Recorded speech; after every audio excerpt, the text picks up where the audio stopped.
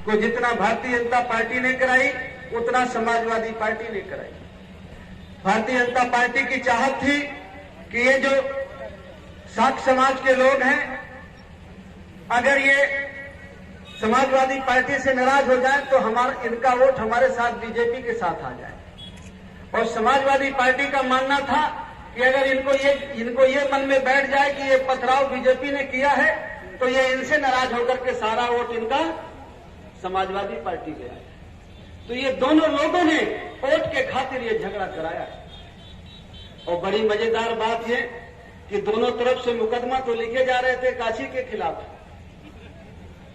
दोनों तरफ से जो मुकदमा लिखाने वाले थे वो काशी समाज नेताजी तो वो थे, दोनों तरफ से जिनकी पार्टियां हैं, लेकिन जो मुकदमा लिखा जा रहा था दोनों तरफ, जो मुलजिम बन रहे थे वो दोनों तरफ से काशी ही थे।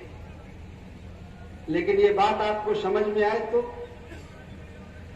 भगवान बुद्धा को अगर मानते हैं, भगवान बुद्धा के विचार को फैलाना चाहते हैं, तो पहले बात फैलेगी कैसे इस बात को समझिए।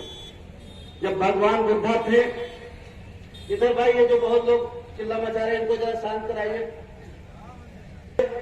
और भगवान बुद्धा को जब ज्ञान प्राप्त हुआ और जब भगवान बुद्धा जगह जगह जाकर के अपनी बात को लोगों से उन्होंने कहा, तो भगवान बुद्धा जहां जहां जा पाए वहां वहां भगवान बुद्धा की विचारधारा फैली।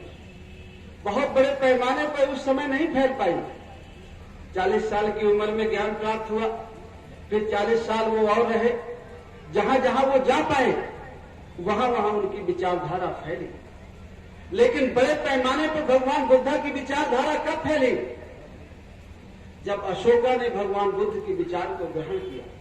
अशोक ने बौद्ध धर्म को ग्रहण किया और बौद्ध धर्म को राज धर्म बनाया, तब पूरे देश में भगवान बुद्ध की विचारधारा का प्रचार प्रसार। और खाली देश में नहीं हुआ, भारत में नहीं हुआ, दुनिया के दूसरे देशों में भी भगवान बुद्ध की विचारधारा फैली।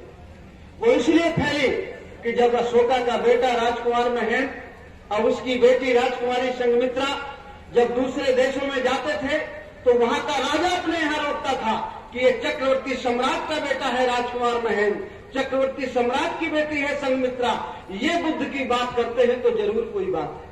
जब राजकुमार महेंद्र और राजकुमारी संघमित्रा दूसरे देशों में भगवान की बुद्ध की बात करती तो वहां का राजा भी सहमत होता, और राजा सहमत होती तो वहां की प्रजा भी सहमत होती। तो अगर भगवान बुद्ध की विचारधारा को फैलाना है तो जहां अशोका था वहां आपको पहुंचना पड़ेगा। और अशोका तक पहुंचने के लिए पहले अशोका की जगह में जाने के लिए तलवारें और बंदूकें चलती थी, लाखों सेनाएं मारी जाती थी, तब राजा बनता था। और आज अशोका तक पहुंचने के लिए, राजगद्दी तक पहुंचने के लिए तलवारें बंदूकें नहीं चलती, ओट की जरूरत है। अगर ओट सही इस्तेमाल करो तो अशोका की जगह पर जाएगा।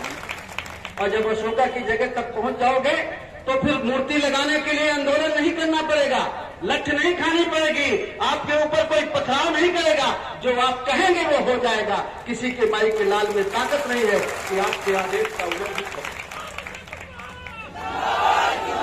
कानपुर मंडल में और आगरा मंडल में और खास करके औरैया और इटावा के लोग तो अच्छी तरह जानते हैं। सत्ता का मतलब तो आप अच्छी तरह से जानते हैं, और अगर यहां के लोग सत्ता का मतलब न समझे तो फिर कहां समझ पाएंगे। सत्ता का मतलब तो देखते हो, जो लोग 35 साल पहले, 40 साल पहले जिन लोगों की कोई हैसियत नहीं थी, वोट के बल पर वो सत्ता में